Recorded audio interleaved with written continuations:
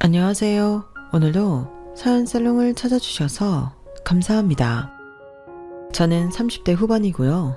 결혼 8년차 주부이자 작은 개인 사업을 하고 있는 기혼 여성입니다. 애석하게도 저희 부부는 아이가 없어요. 누구보다 아이를 원했던 저는 결혼한 첫 해부터 아이를 갖기 위해 많은 노력을 했었는데 이상하리만큼 잘 되지 않더라고요. 그래서 이건 뭔가 좀 이상하다 싶어 병원에 가서 검사를 했고 맙소사 제가 불임이라는 사실을 알게 되었죠. 그때는 남편한테 미안하고 세상이 다 무너지는 것 같았어요. 이런 말 부끄럽지만 아무리 불임 남녀가 많다고 해도 그게 제가 될 거라는 생각은 단 한 번도 해본 적이 없었거든요. 그런데 그 사람 중에 제가 속한다고 생각하니 현실을 인정할 수 없었는데요. 그때 제일 먼저 생각나는 사람이 바로 저희 시어머니셨어요. 저희 시어머니가 손주를 엄청 기다리고 계셨거든요.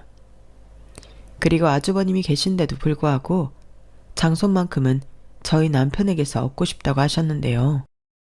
저는 제가 그 소원을 못 이뤄드릴 거라고 생각도 못했어요. 아니, 오히려 하나는 부족하니 손주, 손녀 셋은 안겨드리겠다 생각하고 있었는데 제가 불임이라는 사실을 안 그날부터 저는 시댁 가는 게 무서웠죠.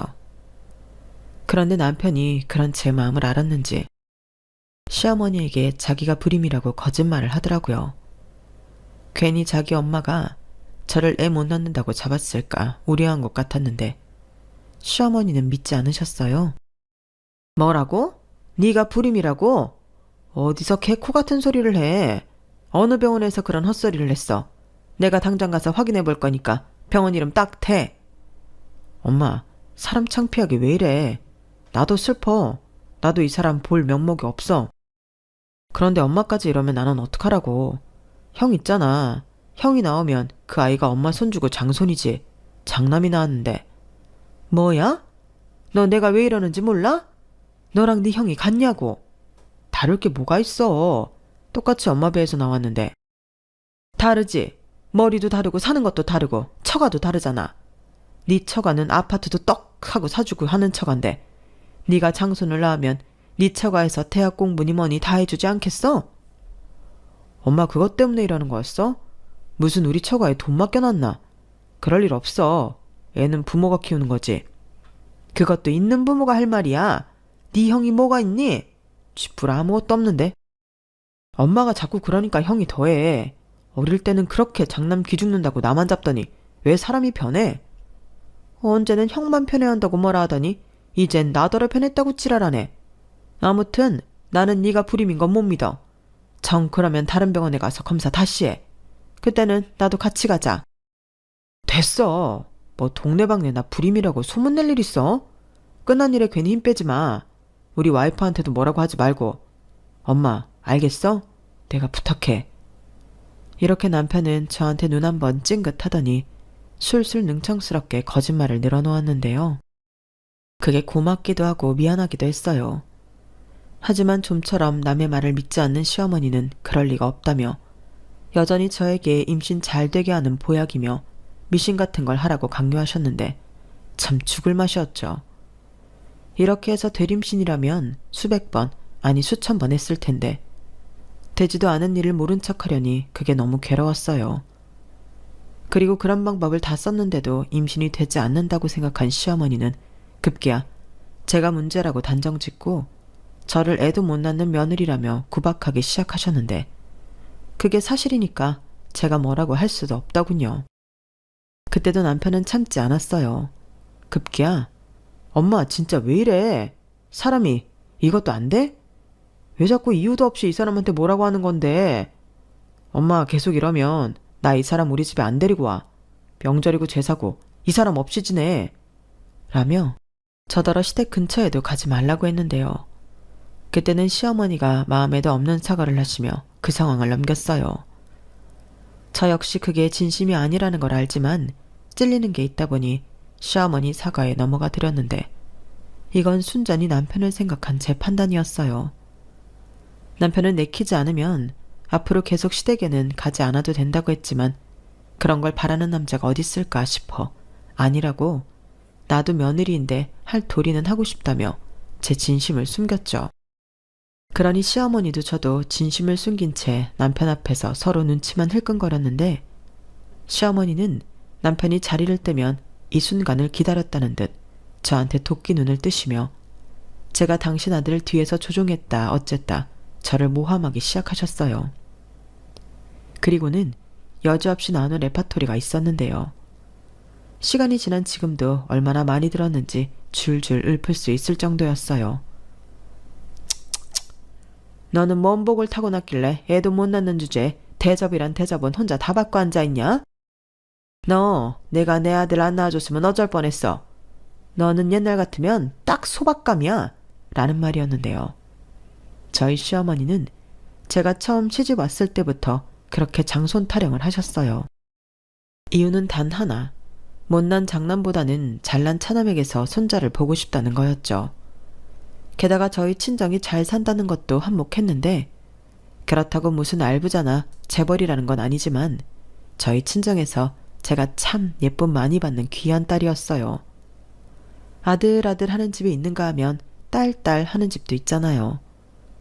저는 위로 오빠만 5명이 있는데 저희 부모님은 제발 딸 1명만 하시며 딸을 원하셨거든요. 제가 태어날 때도 혹여 6번째 아들일까 걱정을 많이 했다고 하는데 제가 태어나는 그날 저희 부모님은 세상에서 가장 귀한 선물을 받았다며 동네방네 잔치를 벌이셨죠. 그리고 아무리 위험한 세상일지라도 오빠가 5이나 있는데 제가 무서울 게 뭐가 있나요? 그에 반면 저랑 연애를 했던 남자들은 전부 다 저희 오빠들을 무서워했는데 남편도 마찬가지였어요.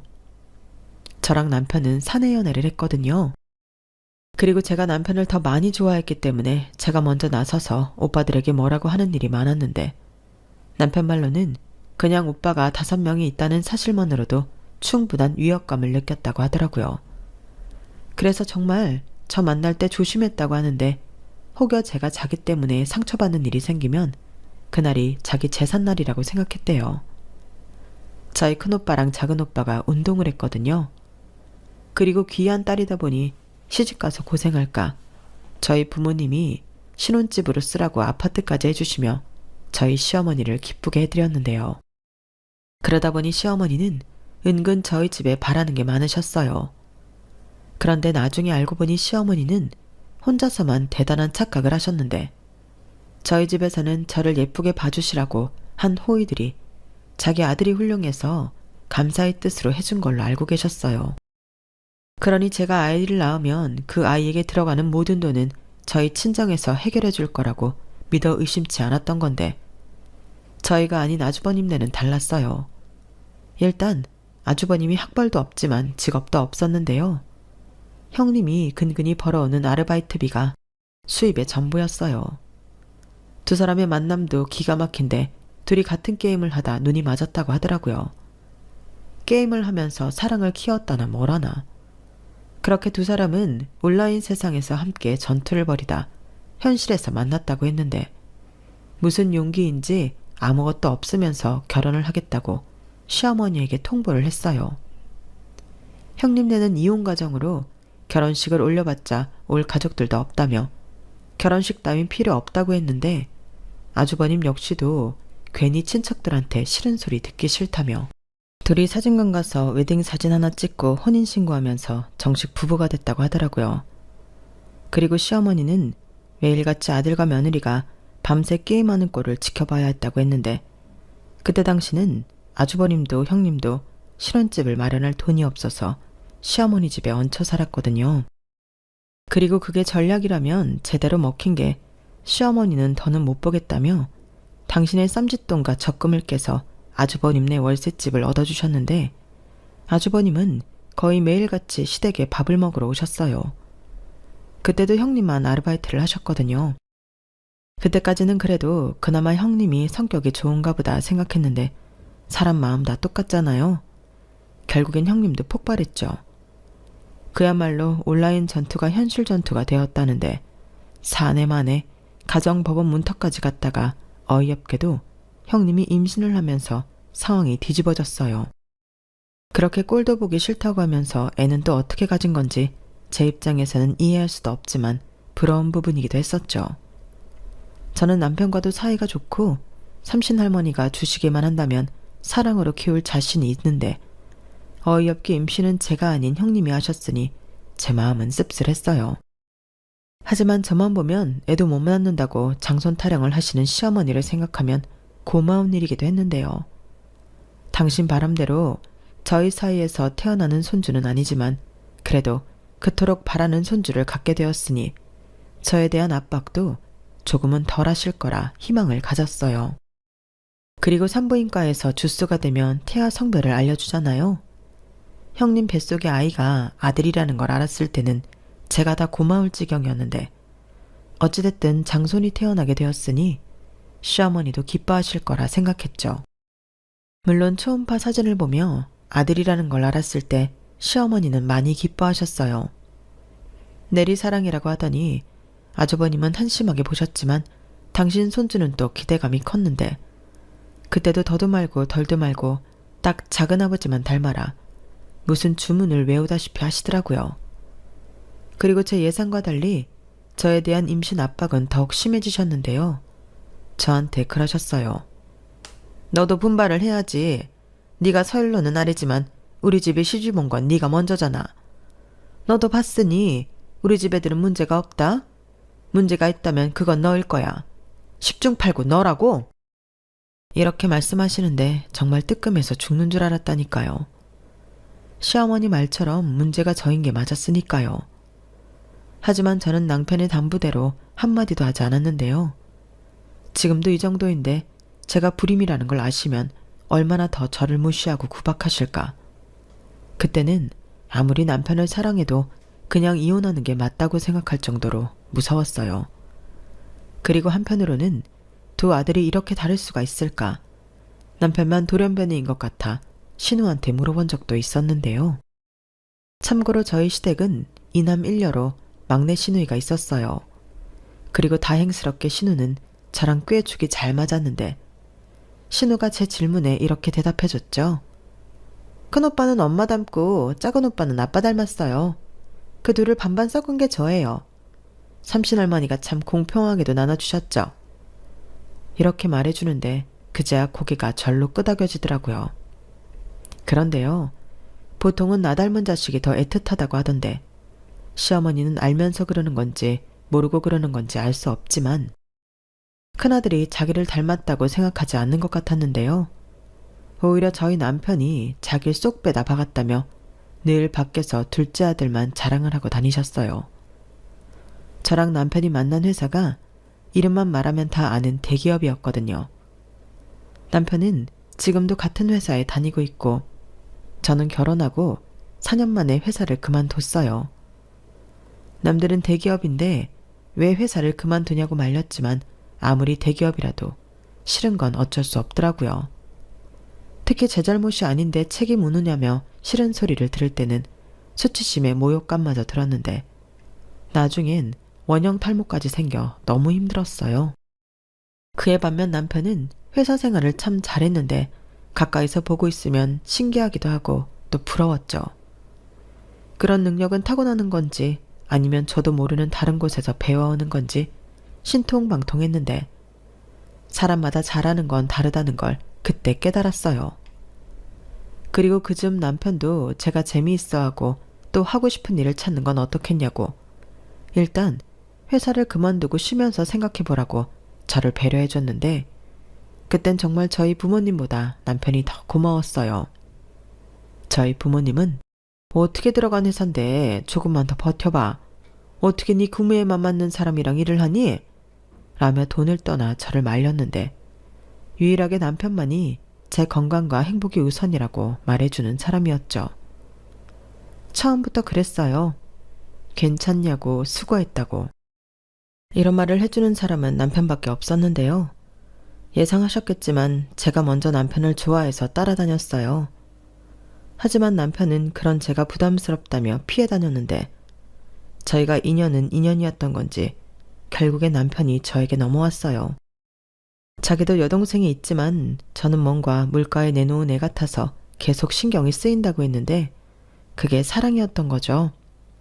그리고 처음 시어머니에게 인사를 갔을 땐 그야말로 시어머니에게 제가 굴러온 복덩이였는데 모든 것이 다 마음에 든다고 그렇게 저를 예뻐하셨어요. 그러다 제가 계속해서 아이를 갖지 못하고 또 남편이 자기가 불임이라는 등 이상한 소리를 하니 점차 저를 미워하기 시작하셨는데 무슨 정신승리인지는 모르겠으나 자기 아들이 잘나 제가 결혼한 거니 자기가 함부로 해도 저랑 저희 친정이 어찌할 수 없을 거라고 굳건히 믿는 것 같았죠. 그래서 한 번씩 속이 뒤집어질 때는 보란듯이 그 믿음을 깨뜨리고 싶었는데요. 그때도 번번이 남편 때문에 그러지 못했어요. 저희 남편은 제가 아무리 그냥 해보는 소리라고 해도 이혼 얘기를 하면 정말 이혼을 하고도 남을 사람이었거든요. 그 정도로 결혼과 이혼은 책임이 따른다고 생각하는 사람이었는데 제가 이혼을 생각할 정도로 힘들어한다는 걸 안다면 저에게 회사를 그만두라고 한 것처럼 이혼하자고 할 것이 분명했어요. 자기가 저를 힘들게 한다고 생각할 테니까요. 그렇기 때문에 시어머니 때문에 이혼할 생각이 들 때도 겨우겨우 참고 넘겼는데 막상 조카가 태어나고 돈 들어가는 일이 왕왕 터지자 형님이 저에게 돈 부탁을 하기 시작하셨어요.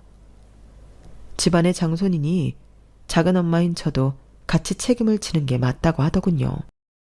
물론 조카니까 돈을 빌려주는 건 크게 어려운 일이 아니었는데 이게 무슨 돈 맡겨놓은 사람들처럼 걸핏하면 돈 얘기를 하니 저도 형님의 전화를 점점 피하게 되더라고요.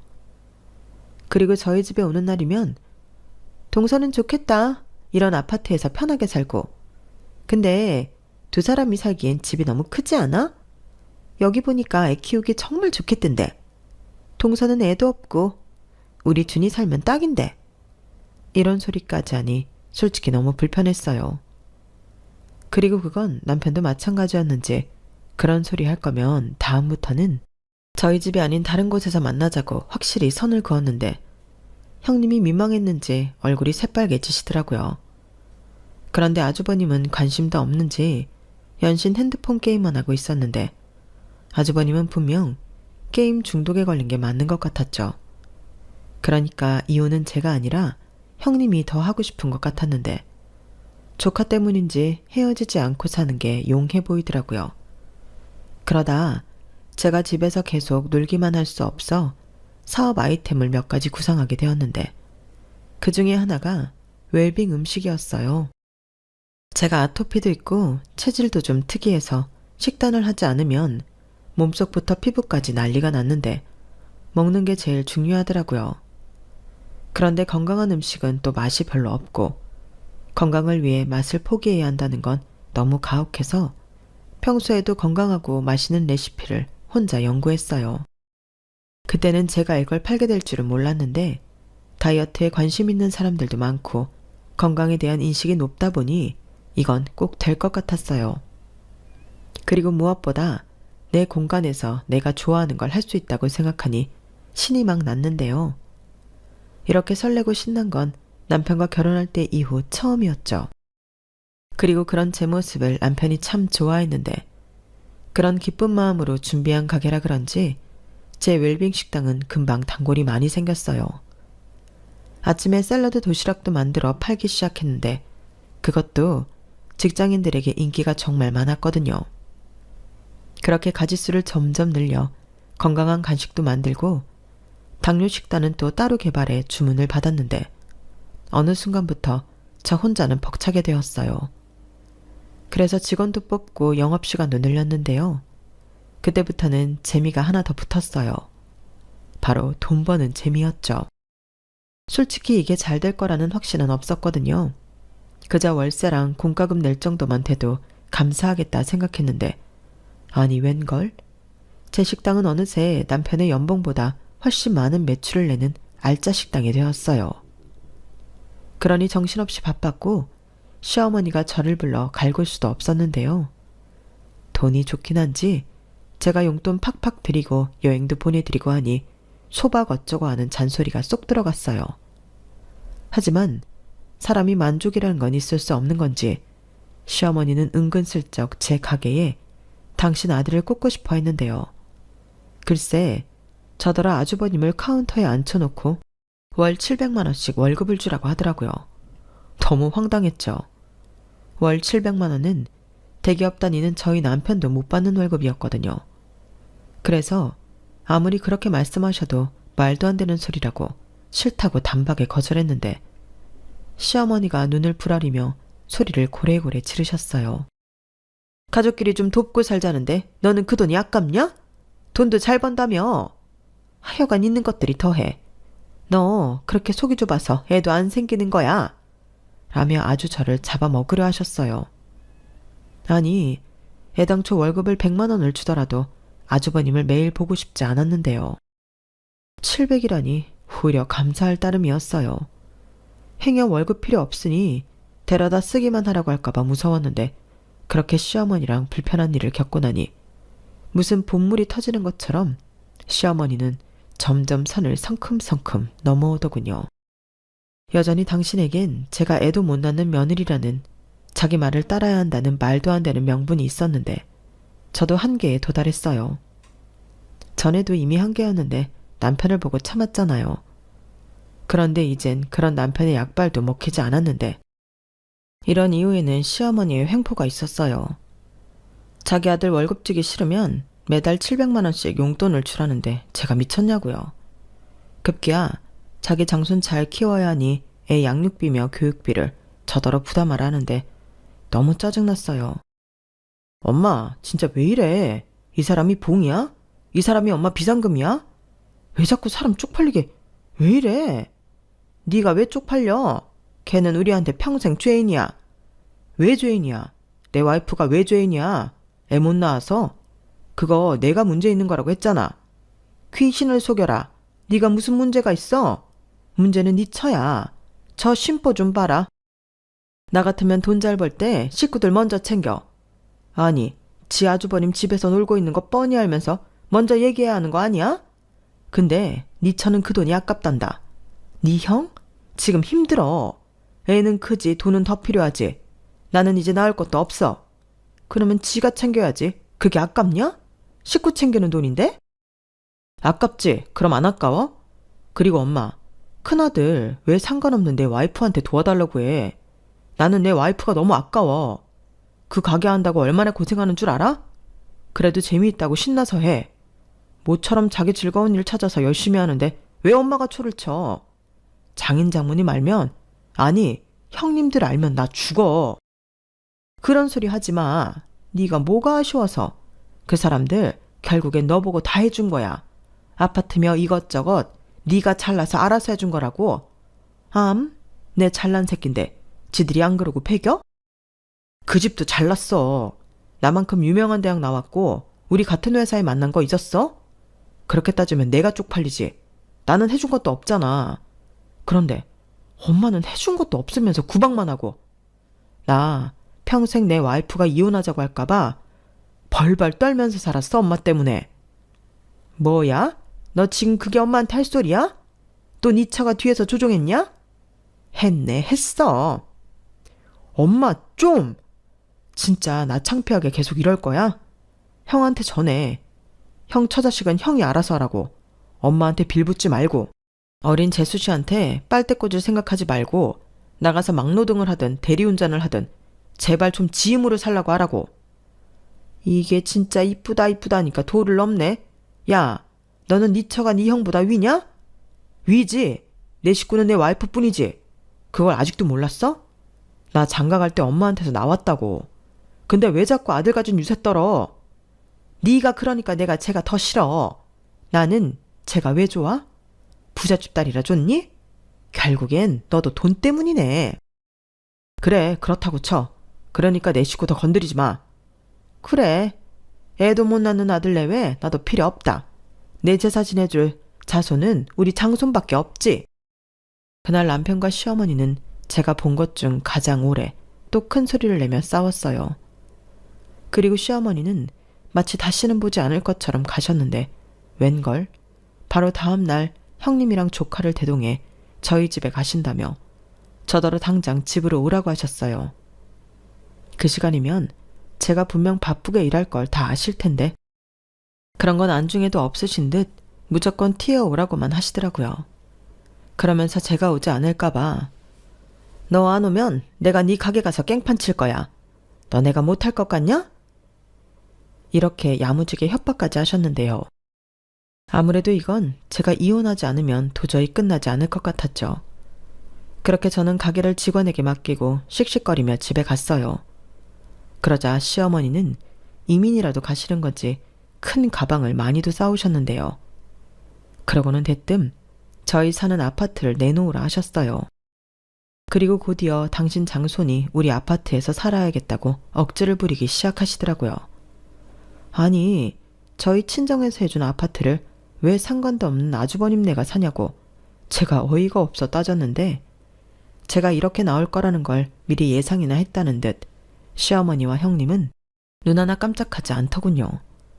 역시나 그놈의 레파토리가 튀어나왔어요. 저 역시 저런 억지를 부리는 데에는 그 명분밖에 없다고 생각했거든요. 우리 맏며느리가 그러는데 이 동네가 그 뭐냐 애 공부시키는데 딱이라며 학군이라고 했냐? 내 어머니 우리 장손 잘 되려면 이런 동네에서 살아야 해요. 내 장손인데 까짓것 이 동네에 살면 되지. 너 들었지? 그러니까 니들은 애들 살던 월세집으로 옮겨. 애도 못 낳는 게 지가 무슨 아파트에 살아. 지금 두 분 이게 순 억지라는 건 알고 계시죠? 이 집 명의 저희 아빠예요. 저희 아빠랑 그 잘난 장손이랑 무슨 관계가 있다고 이렇게 막무가내로 밀고 들어오세요?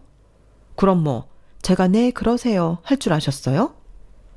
저게 기가 살았네. 돈 좀 벌더니 기가 살았어. 그래, 이 집 명의가 네 아빠지. 근데 넌 내 며느리잖아. 그것도 소박 나야 하는 애도 못 낳는 며느리인데 이 아파트 넘겨야지. 넘겨야지. 동서, 내가 뭐 아주 눌러 앉겠다는 건 아니고 우리 아들 대학 졸업할 때까지만. 내가 아무리 머리를 굴려도 이 동네 입성하기가 힘이 들어서 그래. 집값이 좀 비싸? 형님은 자존심도 없어요? 아니, 뺏을 수 있는 걸 노려야죠. 어머님이 이런다고 형님도 같이 그래요? 막말로 그 애가 제 아들이냐고요. 형님 아들, 형님이랑 아주버님 능력으로 키워야죠. 동서 정말 너무한다. 우리 형편 모르는 거 아니잖아.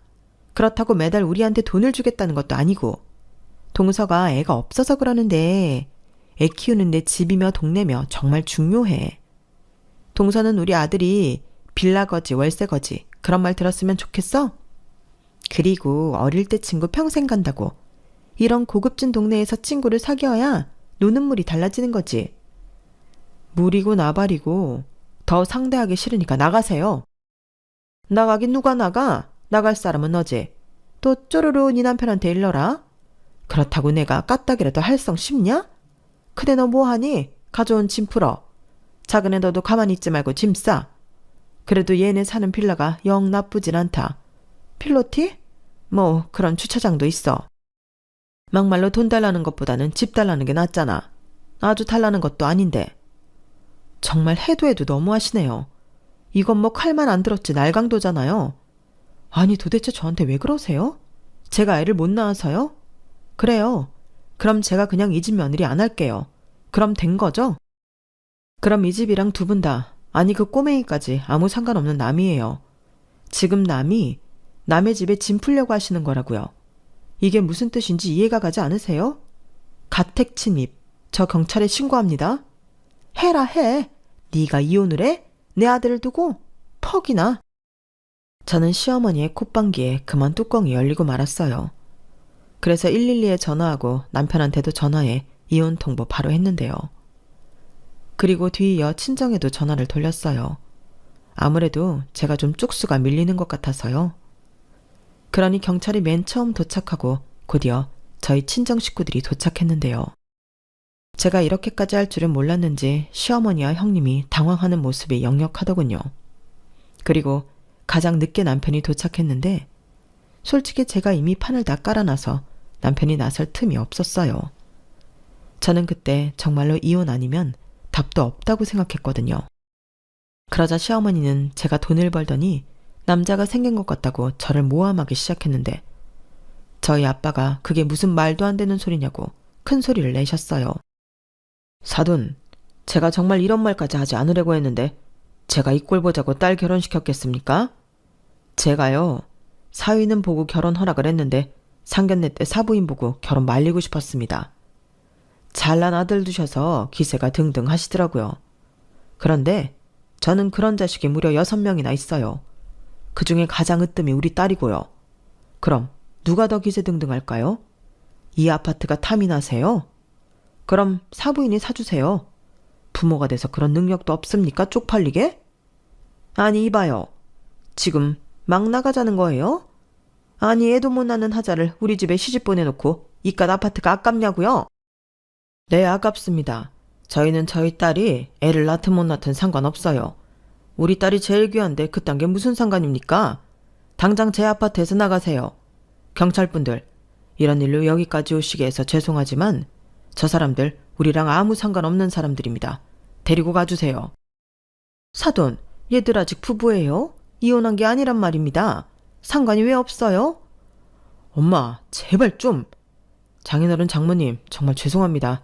제가 면목이 없어요. 됐고, 우리 딸이 이혼하고 싶다고 하는데 애 힘들게 하지 말고 이혼해. 애당초 저런 시어머니 있는 집에는 시집을 보내지 말았어야 했어. 사돈 낱말하시네. 저도 애 못 낳는 줄 알았으면 절대 우리 귀한 아들 장가 안 보냈어요.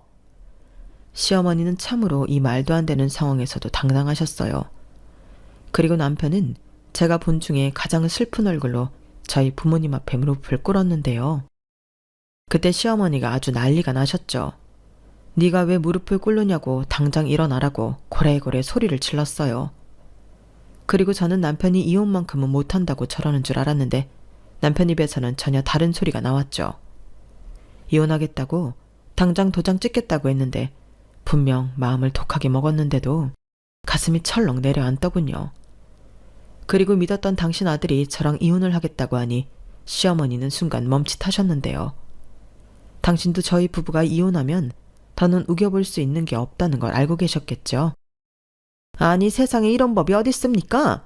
이혼하려면 진작에 했어야지. 우리 아들 과거 있는 남자 만들어 놓고 이렇게 헌신짝 버리듯 버리면 어쩌냐고요.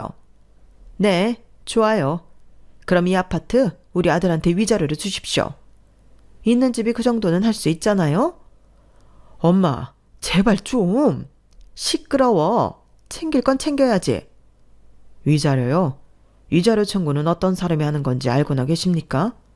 이 결혼이 누구 때문에 깨지는 건지 정말 모르겠어요.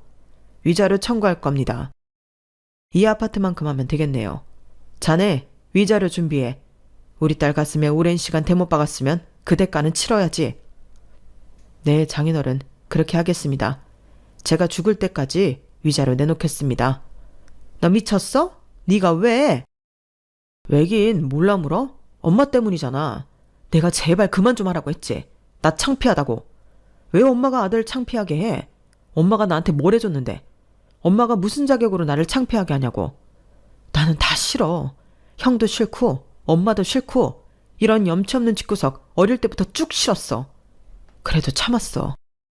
그럼 나 불쌍해서라도 내 부탁 들어줄 수 있잖아. 한 번은 들어줄 수 있는 거잖아. 남편은 그 많은 사람들이 있는 곳에서 아이처럼 펑펑 울었어요. 그 모습에 어느 누구도 말을 걸지 못했는데 그건 시어머니도 마찬가지였죠. 그리고 판이 돌아가는 꼴이 영 안 되겠는지 형님이 조카를 안고 내빼기 시작했는데요. 참 가지가지한다 싶었죠.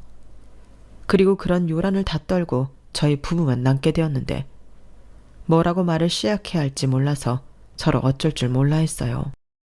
하지만 더는 저도 무리였고 서로를 위해 이혼을 하는 게 맞다고 생각했는데요. 그렇게 남편과 다음 날 이혼을 하기 위해 법원을 갔어요. 둘이 한마디도 하지 않았는데 이상하리만큼 심장은 쿵쾅거리면서 뛰더라고요. 그리고 남편이 금방이라도 울 것 같은 얼굴로 이런 말을 했는데요. 순간 또 철렁했죠. 미안해. 행복하게 해준다고 약속했는데 그 약속도 못 지키고 나는 처음부터 자격이 없었어. 무슨 말을 그렇게 해. 자기 때문 아닌 거 알잖아. 내가 힘들어서 그래. 솔직히 애 못 낳는 것도 미안했고. 미안할 것도 많다. 나는 솔직히 검사 결과 듣고 난 뒤로는 단 한 번도 미련 가진 적 없었어. 자기가 내 옆에 있는데 애가 좀 없으면 어때? 이미 자기가 내가 사는 세상의 전부인걸. 그런 말도 할 줄 알아? 왜 이래? 사람도 미안하게. 그러지 말고 자기 정말 괜찮은 사람이니까 좋은 여자 만나서 재혼해. 자기 닮은 예쁜 애기도 낳고. 됐어. 그냥 나는 평생 자기한테 미안해하면서 살 거야. 얼마나 못났으면 자기 식구도 못 지키냐? 또 그런다. 왜 그래? 나 불편하게 하려고 일부러 그래? 내 마음이 그래서 그래. 근데 자기야, 이런 약속 아무 쓸모없는 거 잘 아는데 내가 우리 엄마랑 가족 버리면 그래도 이혼하고 싶어? 가족을 어떻게 버려? 그게 버린다고 버려지나? 난 자기만 있으면 그럴 수 있는데 내가 전에도 그랬잖아. 자기 힘들면 우리 집 며느리 안 해도 된다고. 근데 그걸로는 부족하지. 내가 그 집 아들인데 자기가 어떻게 그래. 그래서 이번엔 나도 아들 안 하려고. 그래도 안 될까? 저는 두 주먹을 꼭 쥐고 간절하게 말하는 남편의 모습에서 사시나무 떨듯 마음이 요동쳤어요. 그리고 나중에 이 순간을 후회하게 된다고 해도 남편에게 기회를 주고 싶었는데요. 대신에 남편 말대로 더 이상 시댁은 없다고 생각하고 살고 싶었어요. 그래서 그 약속을 지킬 수 있다면 나도 헤어지고 싶지 않고 제 마음을 고백했는데 그렇게 저희는 법원 앞에서 다시 손을 붙잡고 함께하기로 했죠. 그리고 남편은 우리 사는 아파트는 다시 장인에게 넘기고 혹여라도 자기 엄마가 쳐들어오지 못하게 친정에 들어가 살자고 했는데요. 자기가 대리사이가 되겠다고 했어요. 저는 그 정도까지 바란 건 절대 아니었거든요. 그런데 남편은 자기가 그러길 원한다며 제가 자기 엄마 때문에 힘들었던 만큼 저희 친정에도 그 이상 잘해드리고 싶다고 했는데 저희 엄마가 저희 남편 손을 붙잡고 고맙다고 하더군요. 아빠도 별 말을 하지 않으셨지만 남편이 좋아하는 반찬이 있으면 남편 앞으로 몰아주고 어디서 몸에 좋다고 하는 게 있으면 사와서 남편 앞에 쓱 밀어놓는데 거기에서 저희 아빠의 마음이 고스란히 느껴졌어요. 아들이 무려 5이나 있는데 저희 남편이 6째 아들이 된 것 같더라고요. 그리고 저는 몸도 마음도 편하게 지내게 되었는데요. 정말 뭐예요? 당연히 좋았죠. 처음엔 둘만 살다 다시 친정에 들어가는 거니 제가 더 불편할 것만 같았거든요. 근데 아니었어요. 걱정했는데 남편도 너무 잘 지내고요. 그리고 또 한 사람 신경 쓰이는 사람이 있었으니 당연히 시어머니였는데요. 법원 앞에서 유턴하고 돌아왔을 때 남편은 제가 보는 앞에서 자기 엄마에게 전화를 걸었어요. 그리고 자기는 도저히 저랑 헤어질 수 없어 처가의 대리사이로 들어가기로 결심했다고 통보했어요. 시어머니는 말도 안 되는 소리 하지 말라며 네가 뭐가 아쉬워 그 집 대리사위를 하냐고 절대 안 된다고 만약 그러면 혀 깨물고 죽어버리겠다고 광분하셨는데 남편은 눈 하나 깜짝하지 않았어요. 그리고 더 완강한 태도로 이렇게 말했는데요. 솔직히 그때는 저도 깜짝 놀랐어요. 평생 둘째 아들은 없다고 생각해. 다 엄마가 자초한 일이니까 싫어도 받아들이고. 나 그동안 엄마한테 기회 많이 줬어. 근데 내가 엄마 때문에 사랑하는 사람 놓치고 어떻게 살아? 나는 도저히 그렇게는 못 살겠더라. 말했잖아. 내 식구는 이제 엄마 아니고 내 와이프라고. 그러니까 나는 애를 낳든 못 낳든 평생 내 와이프 책임지고 살 거야. 엄마도 내가 이혼하고 폐인처럼 사는 거 원하지 않잖아. 형도 모자라서 나까지 책임지고 살 수 있어? 나는 이혼하면 회사도 그만두고 집에 처박혀서 엄마만 들들 볶을 건데. 그것보다는 낫지. 안 그래? 우리 이제 제발 각자 알아서 잘 살자. 뭐라고? 이놈의 새끼, 너 도대체 왜 이래? 내가 너 없이 어떻게 살아? 넌 내 자랑이고 사는 재민데 네가 어떻게 나한테 이럴 수가 있어? 그년이 그렇게 좋냐? 아니지? 또 그년이 뒤에서 바람 넣지? 해도 못 낳는 년이? 시어머니는 광분한 나머지 전에는 쓰지 않았던 욕을 하시며 제 험담을 하기 시작했어요. 그러자 남편은 자기 엄마 말이 이어지는데도 뚝 전화를 끊어버렸는데요. 한숨을 길게 쉬더라고요. 저한테 확실히 보여주고 싶어 차에서 스피커폰으로 전화를 했는데 욕까지 듣게 만들었으니 미안하다고 했죠. 하지만 이게 마지막이라고 자기는 핸드폰 번호도 바꿀 거라고 했는데요. 남편은 한다고 하면 하는 사람이었어요. 마음 같아서는 회사도 옮기고 싶다 했는데 솔직히 그건 너무 아까워서 제가 말렸죠. 저는 맞지 않았던 회사지만 남편은 아니었으니까요.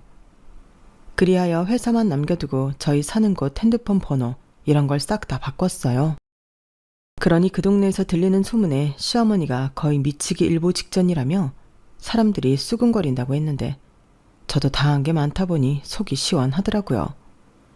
그리고 제 가게도 친정 근처로 옮기게 되었는데 감사하게도 단골들은 거리가 제법 멀어졌음에도 불구하고 여전히 저희 가게에 오셨어요. 또 새로운 동네에 이사 온 만큼 새 단골도 생겼죠. 그리하여 제가 좋아하는 일로 저는 여전히 돈을 제법 벌고 있는데 그 돈으로 친정 부모님 용돈도 드리고 효도도 하고 사니 너무 뿌듯하고 기분이 좋았어요. 저희 부모님도 언제 막둥이가 이렇게 커서 효도를 다 한다고 좋아하셨죠. 그렇게 저희 부부와 친정 부모님은 지금까지도 행복에 겨워 살고 있는데요. 가끔 시어머니가 우려했던 대로 남편 회사에 찾아가는 모양인데 남편은 저랑 한 약속을 아주 잘 지키고 있는 모양이었어요. 그렇게 시어머니는 당신이 가장 사랑하는 아들에게 버림받게 되었고 아이러니하게도 진짜 이혼은 저희 부부가 아닌 아주버님 내외가 하게 되었는데요. 솔직히 저는 놀랍지도 않았어요. 왜 아니겠어요? 꿈에 바라던 아파트도 날아가고 아주버님은 정신을 못 차리니 형님이 이혼 서리와 그 잘난 장손 아들만 두고 혼자서만 야반도주했다 하더라고요. 그래서 이번에는 남편을 찾아가 저더러 그 잘난 장손 키우며 행복하게 살자고 했다는데 정말 기도 안 차는 거 있죠. 그 말 듣고 너무 어이가 없어서 헛웃음까지 나왔어요. 이건 저를 생각해주는 척했지만 당신이 손주 키우기 벅차니까 저한테 떠넘기는 거잖아요. 그래놓고 장손 타령은 그렇게 하셨나? 저는 만약 남편이 마음을 바꿔 다시 어머니와 왕래하고 살아야 한다면 그때는 정말 이혼할 생각입니다. 아마 그건 남편도 너무 잘 알고 있을 거예요. 사람이 상처를 받으면 어쩔 수 없이 그렇게 되더라고요. 무슨 트라우마처럼 제가 죽는 날까지 시어머니만큼은 보고 싶지 않은 마음인데 뿌린 대로 거둔다고 저는 받은 것이 없기에 드릴 것도 없죠. 아, 아니다. 받은 게 있긴 하네요. 바로 모진 구박이랄까요? 근데 차마 제가 사랑하는 사람의 엄마를 구박할 수는 없으니 그냥 이대로 평생 안 보고 사는 걸로 만족하려 합니다. 그리고 저 역시 제 인생에 귀여운 아이는 없어도 남편이 있어 제 마음 가득 꽉 차게 행복하기만 한데 기회가 된다면 신중하게 아이를 입양해 키울 생각이에요.